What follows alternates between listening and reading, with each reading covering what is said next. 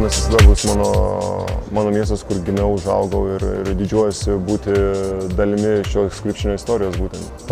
Na vis tiek šeima tėvai yra čia ir sesė yra čia ir čia užaugau, 18 metų praleidau. Tai visgi daugiau negu dabar yra 7 metai Amerikoje, turime 4 metai Amerikoje ir 7 metai iš viso gyvenau Italijoje ir Lenkijoje.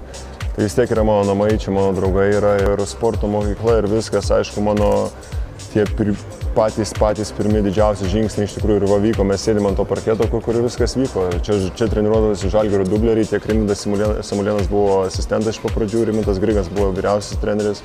Dabar po metų Rimvydas Samulėnas perėmė vyr trenerio poziciją. Čia treniravausi su Žalgirio dubleriais ir čia iš tikrųjų tie pirmi žingsniai buvo dedami.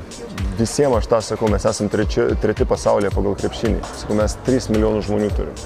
Tai jūs pagalvokit, kokie mes talentingi kaip tauta. Ir pats Kaunas, aišku, nuo Hjustono, kiekvienas miestas yra savaip gražus ir Kaune būtent, turime Hjustone būtent Pasilstų, nėra tokių gatvių kaip Laisvės alėja, kad galėtum atsisėsti ir turime žmonės vaikščioti, nes pastoviai karšta tenai.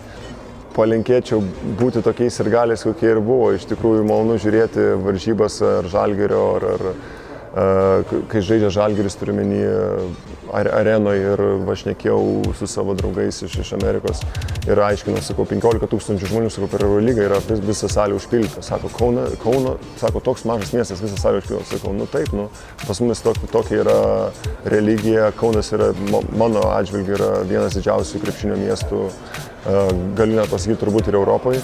Ir man tikrai džiugu žiūrėti, kad kai žiūri Žalgirio varžybas, kad visa salė pilna ir visi serga ir visi palaiko Žalgirį, nes supranta istoriją.